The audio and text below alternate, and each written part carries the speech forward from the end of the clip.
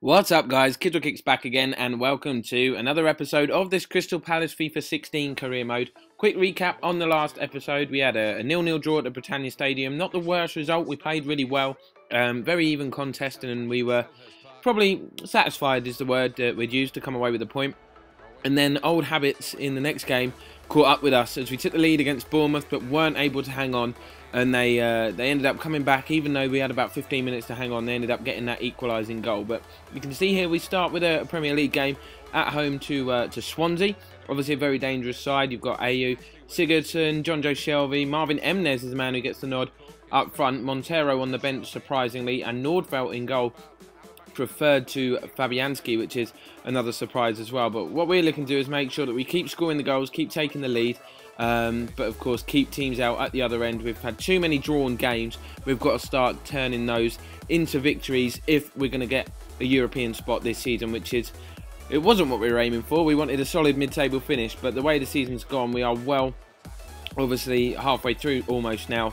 Transfer window will actually open after this. We are in contention of a European place, so that would be a huge bonus, and you have to say we've adjusted our expectations a little bit. But you can see Berahino leading the line up front. It continues not to happen for him. It really hasn't, you know, his Crystal Palace career really hasn't kick-started at all since he joined, but we're going to keep the faith in him.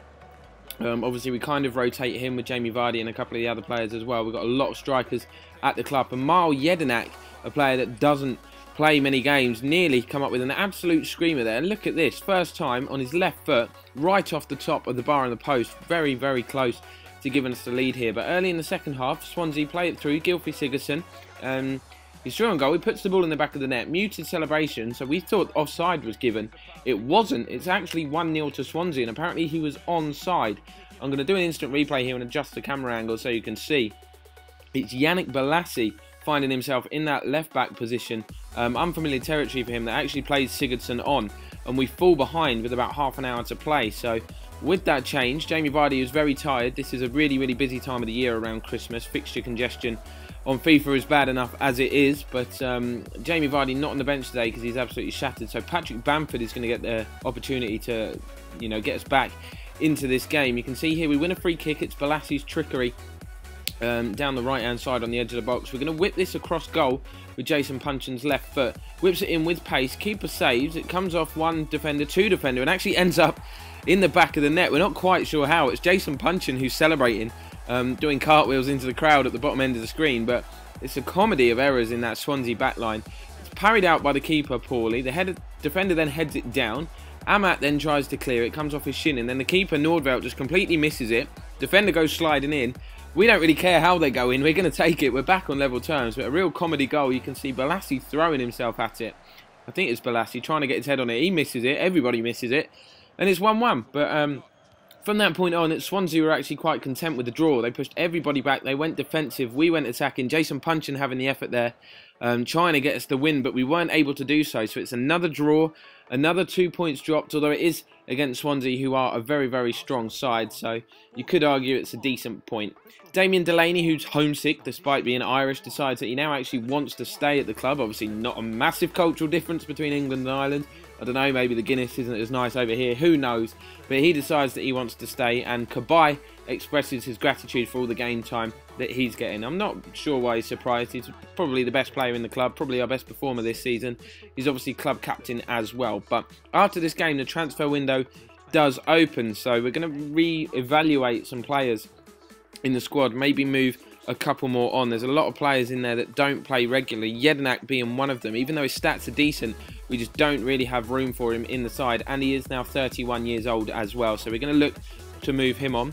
Oliver Payne, the young goalkeeper, we're going to try and get him loaned out to get some first team opportunities for his development. No point in him being at the club if he's just not going to be involved at all. But that gives you a quick summary of the players that we've made available. It's McCarthy, Payne, Lee Chung-yong and Jedinak as well. But we actually get an offer for Lee Chung-yong. That's an absolute mouthful. 1.9 million from Aston Villa. We don't decide not to negotiate it. He's 73 rated. He's not going to play.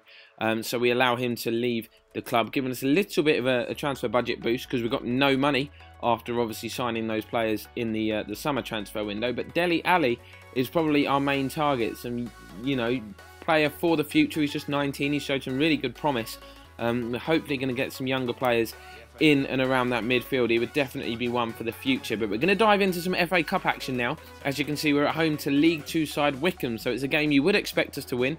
We're playing a little bit of a rotation side. Hennessy coming in, Delaney, Joe Gomez starting on the left, Jordan Much, who hasn't had much of a look in, excuse the pun, Sacco on the left, and Dwight Gale up front. Other than that, the squad is pretty much as you were. And a 4-4-2 formation from Wycombe, so no real surprises there. But they got off to a decent start, putting us on the back foot straight away. This effort from Jacobson, probably Jacobson, goes just past the post. And then a mistake from Ingram at the other end allows Daly Sincraven in. He's absolutely clotheslined by two defenders, but somehow the referee decided that wasn't a penalty. But we continue to come forward on the front foot. Cabaye sidestepping his man on the edge of the box, but unfortunately his effort was straight down the throat of the keeper, a yard or two either side, and that might have been very different. But just before half-time, Wycombe come forward again, causing us a few problems. Hayes on the ball here. They don't rush it. They play really well. They find Bean. We try and crowd him out, but he shows good strength to hold off Gomez, gets his shot away, and actually puts the visitors 1-0 up. Against the run of play, you have to argue, but really poor defending. We had the opportunity to clear and we didn't take it, and the underdogs go 1-0 ahead. But Cabaye looks for an immediate response, smashes the ball from 30 yards, but Ingram makes another fantastic save. From the resulting corner, we can see that Cabaye is free again. This time he tees himself up beautifully, finesses the ball towards the far corner, but that man Ingram is on top form and manages to keep him out again. So Mr. Bean, as we're going to call him, his goal is the one that's separating the two sides at half-time. And are we on the brink of a major cup upset here? We're obviously out of the League Cup already, so the FA Cup is the only domestic competition we have realistically that we can win. Obviously, we're not going to win the Premier League as much as we'd love to do that. It's not going to happen. You can see at half-time we were forced into a change to try and make stuff happen and force Wycombe back. Yannick Bolasie coming on, but they didn't shut up shop. They were very much in this game and they continued to attack in the second half. Hennessy having to pull off a save there to stop them doubling their advantage, but we really struggled to break them down. They were very organised, very compact. You can see Jordan Much getting into the area now, taking on his man, but can only really toe poke it towards goal. It's a comfortable save for that man Ingram, and we move right into the last minute here. Still not level, probably going to be the last opportunity of the game. It falls to Joel Ward. He has an effort from distance again. Ingram gathers it up, but somehow we manage to gather possession for one more attack. Daly Sincraven plays the ball to Ward. Eric Dyer, who's obviously, we're all out of attack now, so he's sitting up there. Beautiful link up between Ward and Dyer, and how about that for a finish? Like a true striker. Berahino, I hope you're watching, son, because that is exactly what you should be doing up there. But Joel Ward, the unlikely hero, but you have to argue it is no less than what we deserve.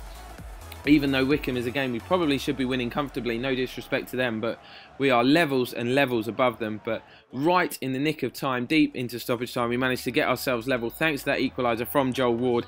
And it's going to be an FA Cup replay. We're going to have to head back to Adams Park and do it all over again. But as you can see here, the offer we put in Mal Jedinak in for exchange for Dele Alli, that offer was rejected from Spurs. They didn't want to do that, but confirmation here that Lee Chun-Yong has gone to Villa. 1.4 million has been allocated to our transfer budget, and I know we've only played one Premier League game, but we are going to have a look to see what changes that has made to the table. We're in 6th, so still within touching distance of the European places that we're talking about.